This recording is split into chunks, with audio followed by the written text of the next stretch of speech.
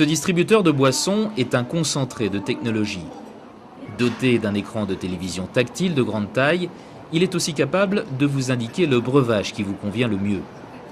Une petite caméra placée au-dessus du moniteur détermine si vous êtes un homme ou une femme, si vous êtes jeune ou âgé, et vous propose le produit le plus adapté à votre profil, tout en tenant compte du temps qu'il fait.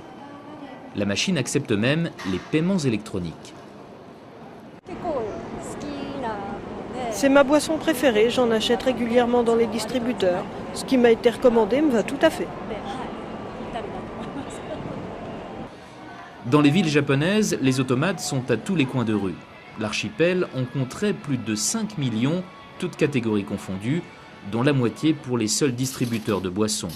Une des concentrations les plus élevées au monde. Ce serait très dur de s'en passer. Il est sûr que l'on peut acheter les mêmes choses dans les magasins, mais les Japonais se sont habitués à tous ces distributeurs. Ce serait vraiment difficile de vivre sans. Ils sont tellement pratiques que je rêve d'en avoir un chez moi. Outre les boissons, ces machines peuvent aussi vendre des cigarettes ou de la nourriture. La filiale japonaise d'un spécialiste en fruits tropicaux a même eu l'idée d'un distributeur de bananes fraîches. Réapprovisionné 3 fois par semaine, il a, paraît-il, beaucoup de succès.